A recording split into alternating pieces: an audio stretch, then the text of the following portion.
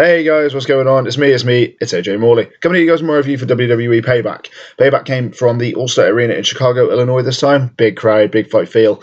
And the pay-per-view was actually pretty good. Um, I moaned a lot in my WrestleMania review about how unpredictability is not always the best sort of course of action, and they changed it up a little bit here today in the pay-per-view. And it ended up actually being quite a good pay-per-view. I'll also apologise straight away that it's 5 days late. I've had quite a busy week, and I only really got around to watching Payback on Tuesday, but didn't have time Tuesday to do the review, so it's coming on Friday. So if you're wondering where it's been, it's here. It's 5 days late. Apologies. I don't tend to watch the pay-per-views live anymore, mainly due to the fact that I have to stay up till 4 a.m. to watch the whole thing. It's not happening. I'm knackered on Mondays, and Monday is just a write-off. So I'll watch the pay-per-view maybe a day or two after. Then we'll get to the review a couple of days later, maybe. But it will be here. I promise you. It's not going anywhere. I'll also try and keep the review less than an hour, which is something that I've noticed with some of my pay-per-views have been a bit sort of long. So we'll try and keep it down, maybe sort of 30, 35 minutes if I can. I do understand that when I start talking, I do go on for ages. So I'll try and keep it down to the minimum if I can. I'll keep a check on the time and just make sure what's going on is making sense. But we'll get straight into it, and we'll get straight onto the pre-show. And we had two matches on the pre-show, two probably fitting matches. I don't think many people want to see them on the main card. The first was Dolph Ziggler versus Baron Corbin. Corbin has been hot since he debuted at WrestleMania, winning the Andre the Giant Memorial Battle Royal at Mania, which I don't think anybody saw coming. But since he's moved on to the main roster, he has set his sights and been pummeling Dolph Ziggler. It's actually not been a bad feud, but although Ziggler at this point doesn't win many matches, he's just a jobber, a mid-card jobber. He'll win maybe the occasional 2-3 a month. And you kind of wonder what he's done wrong. You kind of feel sorry for the guy because he's really talented in the ring and he works his ass off. But you sort of wonder what he's done wrong to sort of be at the level that he's at. He could have won the IC title at Mania.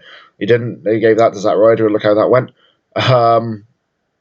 You just sort of wonder what the guy's done wrong. He had his world title run, and I say jog mainly. I think it wasn't any sort of run whatsoever. It made me laugh that Roman Reigns has had 3 world titles in a similar short time as how long Ziggler had his one, which was sort of pretty worrying. But it was obvious what they think of Ziggler at the time, and they obviously don't think much about him now, and it's hard for the guy.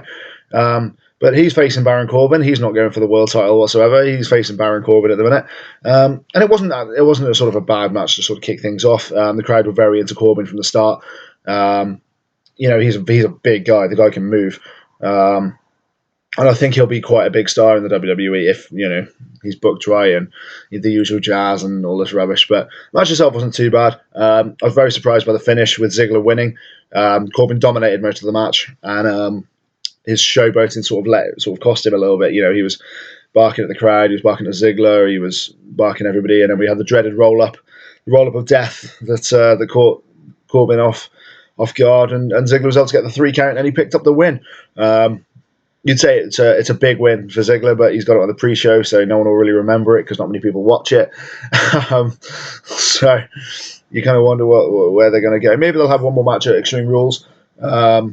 Maybe I wouldn't put it down as like an I Quit. It might just be a hardcore match or a Extreme Rules sort of match or a table match, or they could maybe do one more match with Corbin finally going over at a sort of a meaningful sort of way at a pay-per-view, rather than just beating the crap out of him on Raw or having a double count out or whatnot. But it'd be good if they had sort of one more match. They've got quite good chemistry together. Ziggler always puts on good matches given time, and tonight was no exception.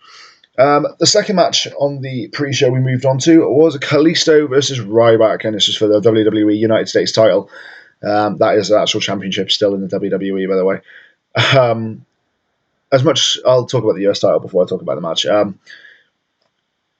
It's weird thinking that just over a year ago, John Cena was the US champ, and he was putting on Match of the Year week in, week out with Sami Zayn and with Dean Ambrose and with Stardust, and to an extent, maybe not Match of the Year, but Rusev, and then he had Kevin Owens, and then Seth Rollins was turning up, and I miss Rollins, good grief. But you fast forward, Cena gets injured.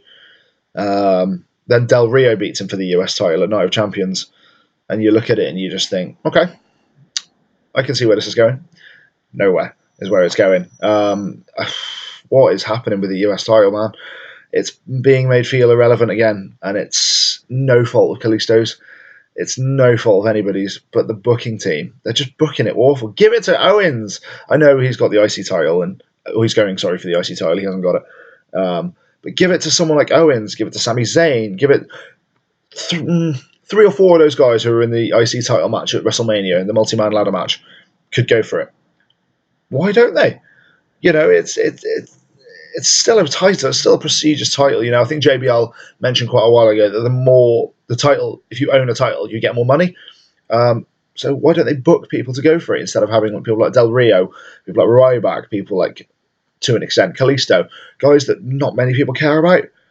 Del Rio has done very little since he's come back to the WWE. Ryback, who I don't know if you know this, spoiler alert, has been what's the word? Not suspended or released, but he's been told to go home and for a while, shall we say. Basically, he's having a contract dispute and nobody seems to sort it out, so WWE don't want him removed. That's the word. The WWE have removed him from programming until they get it sorted out. But that doesn't help, does it? You're losing people who I know people don't really care about Ryback, but his gimmick is so just stale. He's like Sheamus.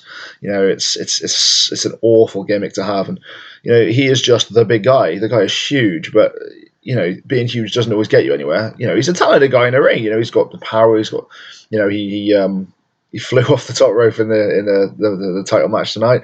He can move. Give him a chance. Sort the contract out and get him on, but just don't have him as a champion of anything. The match itself, I actually really enjoyed. I didn't like that WrestleMania match at all. It was not, you could tell they hadn't had much time together in the ring and there wasn't much chemistry. But this was a really, really good match. It was fast paced. It was the standard sort of big guy, little guy match where Ryback would dominate. Kalisto made his comeback. And the finish was really, really well done. Kalisto was on top of Ryback, who was on the second rope, did a military press slam off the second rope. That looked really impressive. Ryback went bent to the top rope for a splash. He didn't connect. Kalisto hit the Salida del Sol, got the 3 count. Kalisto's still your US champ. I will say one thing about the US title, as much as there was not many people who in the last year or so have earned the right to own it, arguably other than Cena and Rollins. It's refreshing to see that they're not playing hot potato with it. You look at it in the past and it's been sort of moving on a regular basis, like monthly or weekly, along with the IC title, and they need someone who is going to be sort of holding it for quite a while, and I think Kalisto would be quite a good choice. He's really over with the fans. We don't want Sin Cara anywhere near the WWE. Botchamania will be running wild. But Kalisto seems to be hot, and he's on a good roll at the minute. And he's the underdog US champ, and I think WWE have always had that underdog mentality. You look at Rey Mysterio and you look at Daniel Bryan, and there's always going to be one guy who's the ultimate underdog, and Kalisto could well be that. He's a bit sloppy at times, but 9 times out of 10 he puts on a really solid match. And I actually quite like the guy. He's got a really, really cool moveset. His finisher is awesome. He's starting to get over with the fans. What more do you want? He's a solid US champ. Now I've gone and said this, he'll probably go lose the title at Extreme Rules, but it is what it is. He's had a 3-month run. What more do you want? We moved on to the main card, and we had 6 matches of high quality. Really, really good high quality. There was a couple of, I'll say 5 matches, sorry, with really high quality. We'll talk about the other one in a minute. There was a couple of matches where I didn't agree with the finishes. I can understand why they did one of them. I can't understand why they did the other one. I'll talk about those when I get to them. But other than that, the matches were really, really solid. We'll start at the beginning, why don't we? We'll start with the final of the tag team tournament between the Vaudevillains, which is Aiden English and Simon Gotch, against Enzo Amore and Big Cass, Colin Cassidy. Before the match, the New Day came out. The tag team tournament sponsored by Booty-O's.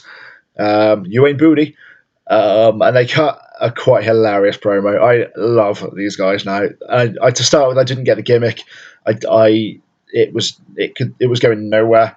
But the fans have got so behind it. The WWE has shot it to the moon, and it can go anywhere. It's brilliant. This week, Xavier Woods was talking about Jay-Z and Beyonce. I don't know if you've heard about what's been going on there, but Beyonce has released an album, and many people think it's a hit back at Jay-Z, because apparently Jay-Z's been punning it about a bit. Player! So the album was basically supposedly about that, and Xavier Woods wants Beyonce to slide into his DMs, which was actually hilarious. It was really, really funny. It was a really, really good promo. Whether Beyonce did slide into the DMs or not is another matter. We'll have to wait and see for another pay-per-view. But Enzo Amore and Big Cass did their stick, and then the Vaudevillains came out and did sort of their entrance, and the match got going, and it was quite a good start until we had a horrific moment. Simon Gotch and Enzo were in the ring. Simon went to throw Enzo out of the ring. Enzo hit his head on the middle rope, then the bottom rope, and then smashed it off the mat, and he flopped out of the ring. You could tell straight away that it was a bad bump. If you watch it in slow-mo, it looks even worse. It's awful. It was not intended. It was not a part of the match. I've seen people on like the internet blaming Simon Gotch. Just go back into your cave and die. Horrendous. How can that be his fault? But when you look at it, you're like, oh my god, what's happened to him? You can see Colin Cassidy was really, really shaken up by it.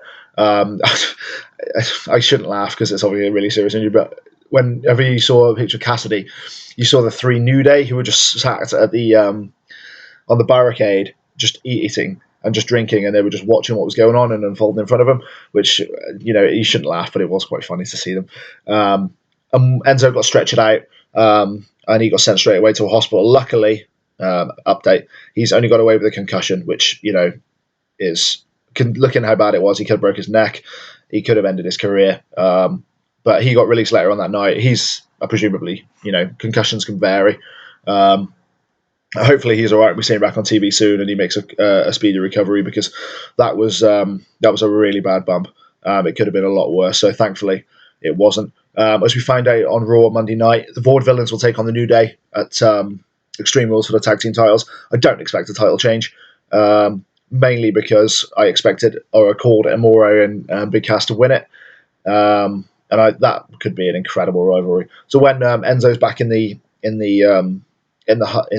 hunt, and him and Cass are back in, we can have maybe another number one contenders match again to decide who the rightful team is to face the New Day. Or we could have a triple threat tag team match, which could be a really, really good match and one of the matches of the year. But we're going to have to wait for Maury to come back. Hopefully he won't be too long, like I've said. And the Vaudevillains, I wouldn't say I declared the winner because it ended in a no contest, but because of what's happening at Extreme Rules, you're going to have to say that they are. I mentioned match of the year about 10 seconds ago. I'm about to talk about one of them. The next match on the card was Kevin Owens and Sami Zayn, and I think everybody can safely say this was match of the night. One of the matches of the year, absolutely. I don't think it was as good as Nakamura and Zayn at NXT TakeOver, but from a WWE point of view, or from a WWE pay-per-view point of view, sorry, this is definitely one of the matches of the year. This was incredible. It only went about 15 minutes, but it was just non-stop. The backstory, if you saw the video package before, it was just phenomenal. If you haven't, go back and watch it. It highlights the 14-year career of these two, and sort of like Zayn was there at his wedding. Zayn was there at the birth of Kevin Owens' kids, and they were best friends. They were brothers. And then at NXT Takeover, I think it was Revival, when Zayn won the NXT title and Kevin Owens betrayed him, and the whole sort of thing up to there. This led up to now, and you could tell it was just incredible. I just don't know where to start to talk about it.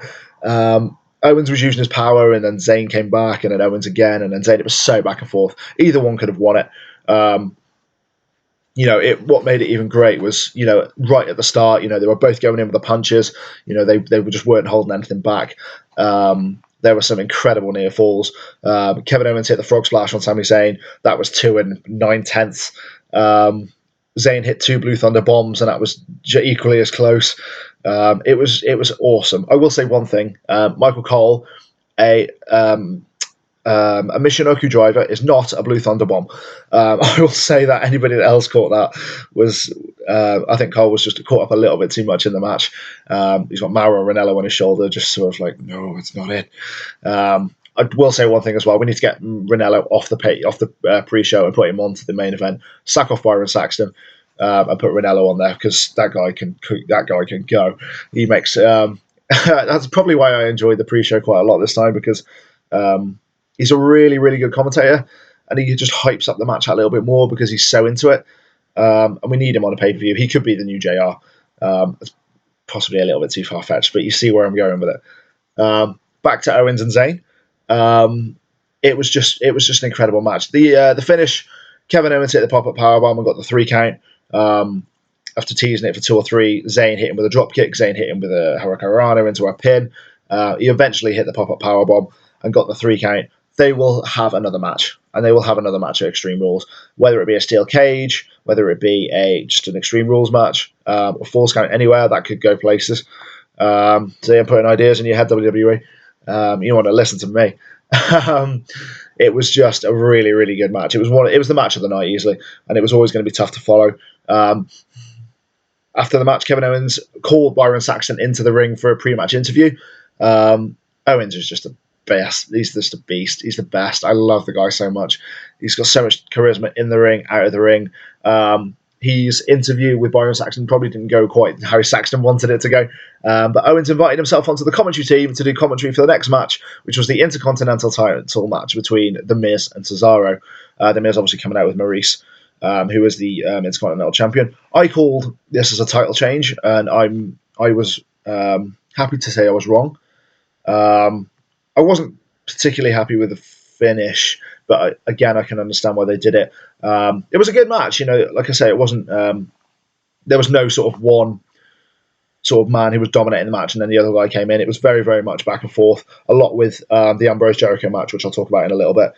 But it was a solid match. The Miz was just sort of doing cheap moves to try and sort of get away from Cesaro, with the power cut, the power and the uppercuts.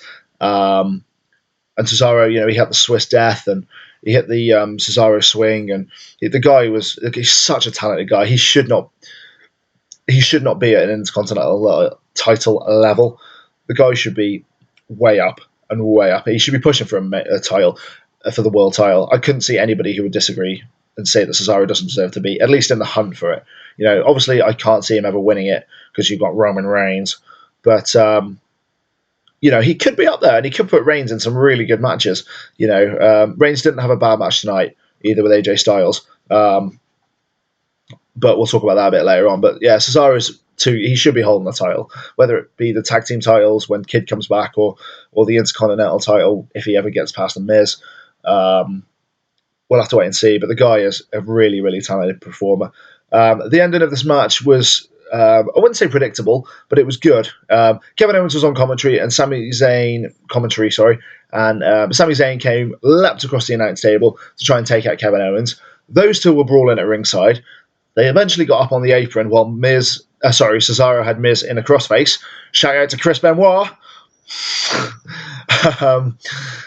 Then the referee was distracted by Zayn and Owens. Miz was tapping out, which was a bit of a cheap finish, but Cesaro then knocked off Zayn and Owens off the apron, and then Miz with the roll-up of death got the 3 count, held the tights, and got away with the Intercontinental title.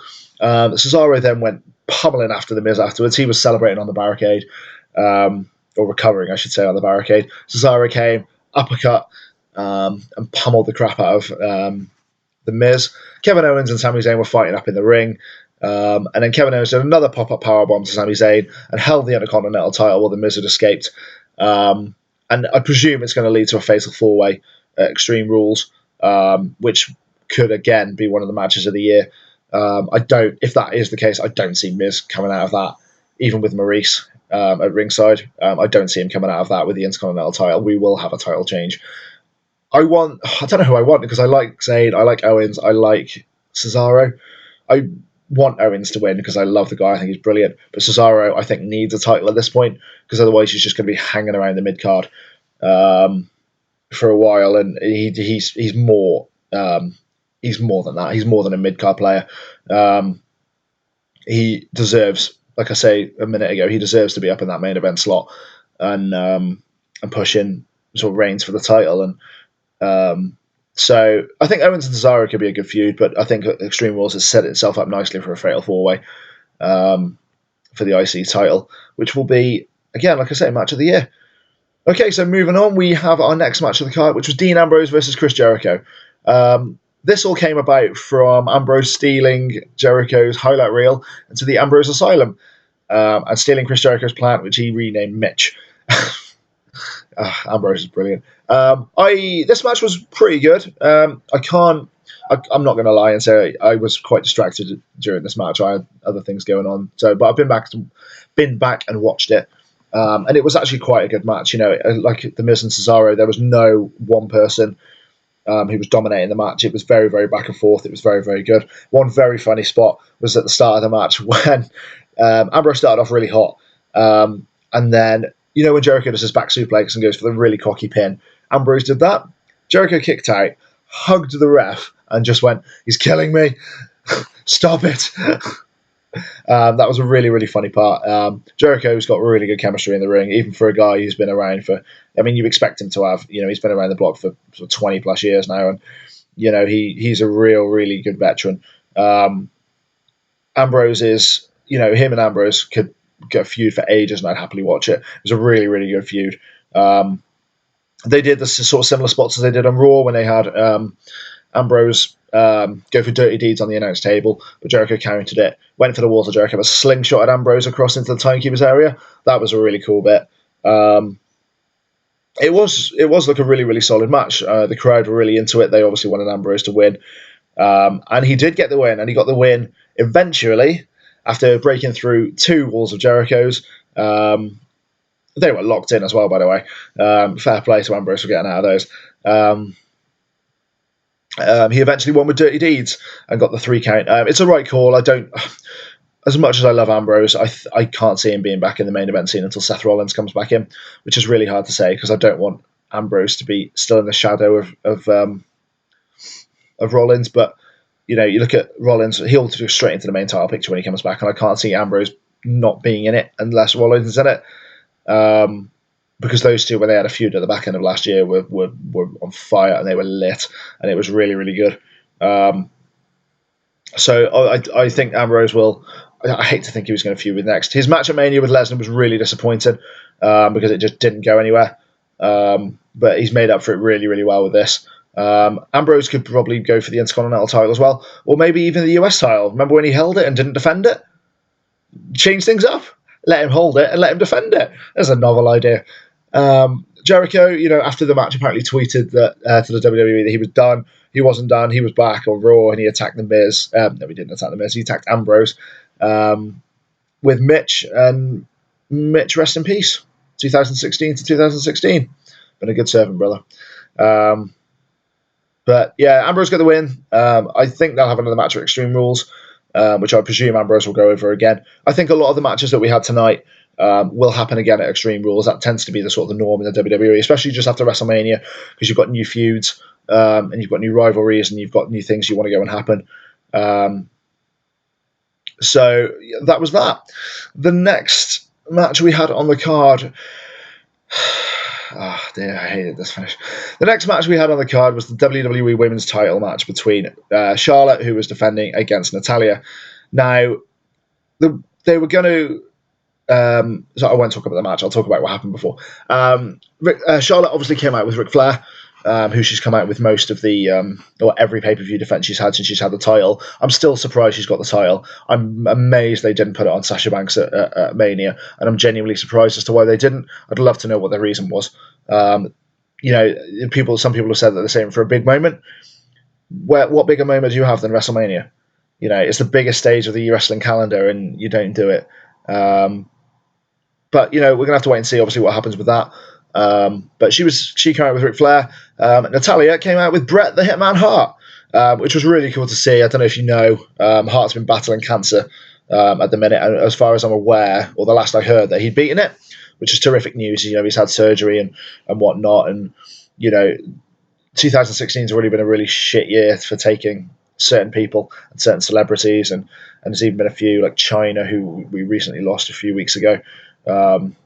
Which at 46, I think she was. She obviously had her problems, but it's no age to go, and it's a really tragic loss. So to see Bret battling that and fighting that is terrific, and it's great news, and it's really good to see him back in the WWE. I still think he's very uncomfortable being back.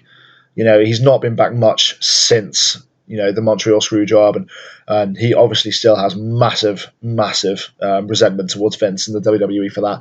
But you've got to give him credit for turning up when he does. It was really, really cool of him to see him again, and he wasn't an impact in the match until the very end, and we'll talk about that in a sec, because the match itself, it started off quite slow. Again, I talked about it with Kevin Owens and Zayn and Kalisto and Ryback. They're just chemistry. Owens and Zayn have got incredible chemistry because they've been in the ring together for quite a while. Kalisto and Ryback at Mania had no chemistry. Tonight they had great chemistry. Charlotte and Natalia, they've not been in the ring much together, so it was a bit of a slow start, but it was going places, and Charlotte was working on Natalia's leg like she has done with a lot of the matches that she's been in, works on the body part, very methodical, like her Hall of Fame father, which is quite good to see, because she's passed it. They've been passed on down the generations, and now Charlotte's sort of acquired that, and it's really good to see that Flair's taught her well, shall we say. So Charlotte was continually working on Natalia's leg. Natalia was making the comeback. She locked in the sharpshooter, and Charlotte got out of it. Then Charlotte tried to go for the figure eight, but couldn't lock it in. And then we went to the ending. Why did they go back to it? Oh, God. Charlotte put Natalia in the sharpshooter, and it must have been in for about 5 seconds. Charles Robinson rings the bell. She's tapped out. She didn't tap out. They went with the Chicago Screwjob. Oh, fucking hell. Why? It's been 20 years since the Montreal Screwjob. Roughly 20 years, 19, 20 years. And they should have just left it. Left it at that. Because at that moment, it's a massive moment. Nobody could see it coming. It was, and it changed a lot in the WWE. Fast forward to 2016, it ain't going to change much in the WWE. It's not. And I don't know why they went with it. It was a really poor finish. I couldn't see it coming, especially even though Bret Hart was out there. I presumed he was just out there to even the odds, because obviously Flair's been so influential in Charlotte winning so many of her matches. And they went with it, and I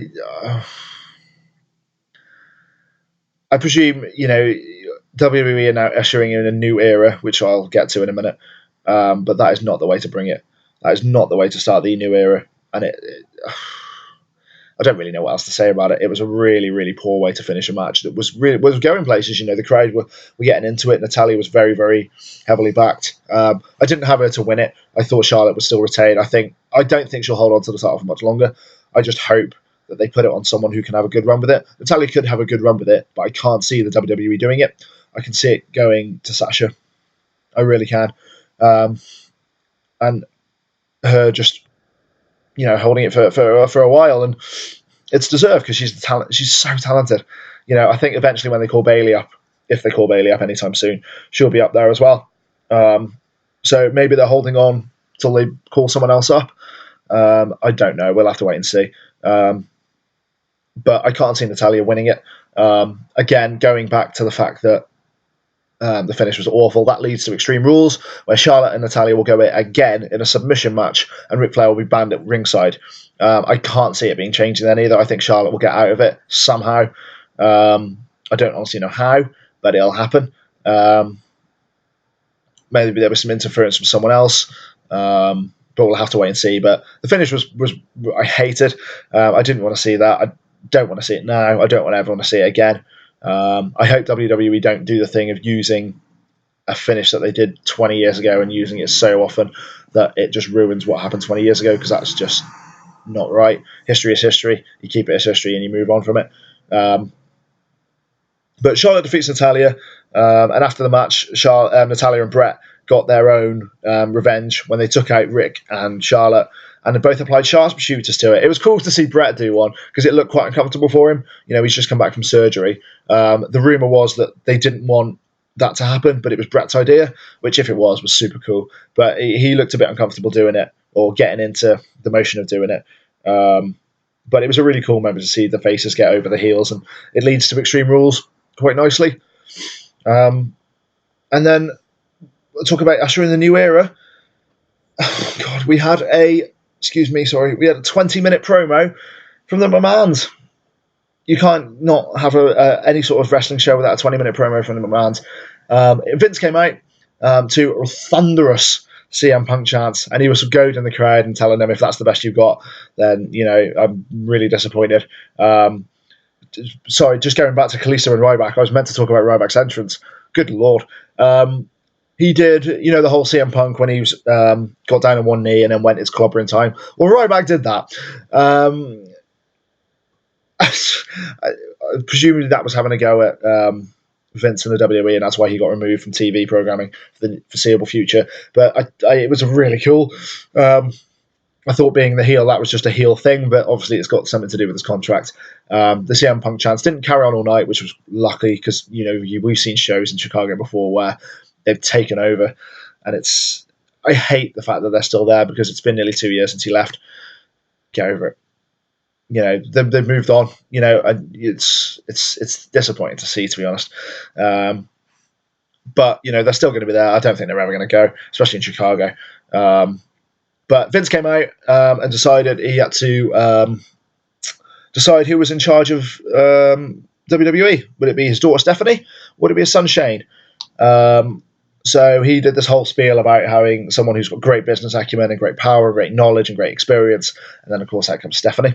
Stephanie does her speech. Out comes Shane. And then Vince had to decide who was going to be in charge. And, of course, we get the predictable outcome, shall I say, of having them both in charge. And both having a role to play in the WWE. And I think everybody can see this coming. There was no way that Stephanie was going to get power again because Shane's done such a great job since he's been in control. And there was no way that Shane was going to have it on his own because you've got to keep the authority in. So it's a sensible but stupidly predictable way of doing things. Because Shane lost at WrestleMania, so he shouldn't be anywhere near Raw. But WWE have a habit of not following up storylines properly, so I'm not really surprised that Shane's still there. I think eventually Shane will leave programming. I think it'll lead to a match, maybe at SummerSlam. Maybe that's when Lesnar will back and Vince and I'm just speculating random crap at the minute, but imagine if Shane and Lesnar went at it at SummerSlam, and Shane would get control and banish the authority if he beat Brock Lesnar. But I don't know. We'll have to wait and see. Maybe Rollins will be back in time for SummerSlam, and that will have an impact on it. I don't know. We're gonna have to wait and see. It's interesting to see what will happen if they can coexist. They coexisted quite well in the main event, which I'll move on to now because I'm not talking about the authority anymore. The main event was Roman Reigns versus AJ Styles for the WWE World Heavyweight title. Before I get to talk about the match, can we please use the fact it's called the WWE World Heavyweight title and not the fact that it's the WWE title? You made a huge thing about it being the World Heavyweight Championship, but it's gone back to being called the WWE title. Stop it. Go back to the World Heavyweight title, please. Thank you. Another little small point before I talk about the match. I don't know why, but I really do not like AJ Styles' music. It just doesn't suit him. I don't know why. I'm not a fan. I don't think I'll ever be a fan either, to be honest. It's a bit. It just doesn't. When you look at Roman Reigns' music, and it's very sort of bass heavy. It's powerful, and it describes a champion. That doesn't describe that with AJ Styles. I just can't put my finger on why I don't like it. It just doesn't sort of fit him. I'd love to have had him with his TNA music when he was down in that company that we're not supposed to talk about. That would have been cool if he kept that, but obviously, licensing and trading and all those issues and stuff. But TNA, I can't see being much of a company anytime soon for any, so because WWE keep nicking that talent. Um, so, um, AJ, if you could change your music, that'd be sick. Let's talk about the match. The match itself was pretty good. A lot of people shit on Roman Reigns because he's not the best, because he's the next John Cena, and he's not the best guy. He's not a bad. He's not a bad talent. He's not the best wrestler you've got in your company, but he can put on really good matches. You look at the match he had with Daniel Bryan at Fastlane a couple of years ago. You look at the match he had at Fastlane this year with Lesnar and Ambrose. He could put on some really good matches given the right guys. I think when Rollins comes back, him and Rollins will have a really good feud because Reigns doesn't have to carry that match because Rollins can carry it as well. So those two could put on a really good match. AJ Styles is phenomenal. He's main eventing this a pay per view in his fourth pay per view. That's incredible. I didn't expect the title change here. I don't expect the title change at Extreme Rules. I'll talk about that bit in a minute. I think Reigns will keep the title for a while. It's what can I describe it? It's going to be interesting to see how long they keep the belt on Reigns. He's the guy is super young. I think he's like 29, is he? Something like that. He's going to have that belt for ages.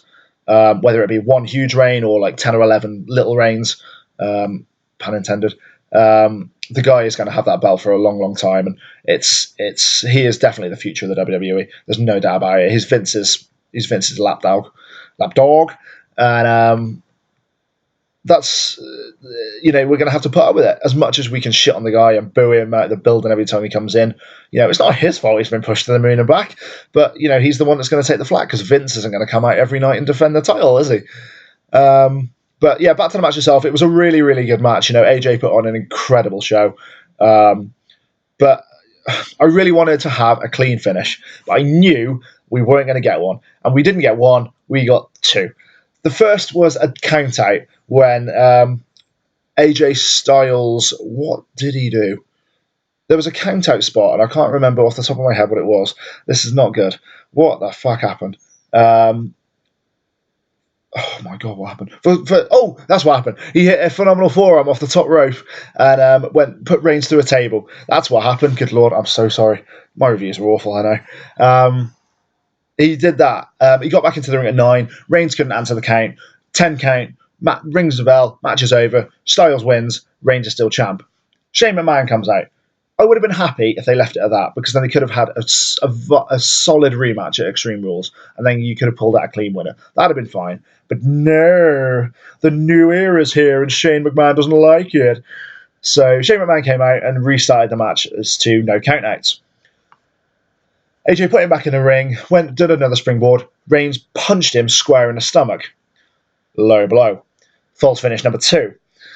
Stephanie McMahon comes out. It wasn't a low blow. He punched him square in the stomach, but the way AJ Styles sold it, it was as if he punched him in the groin.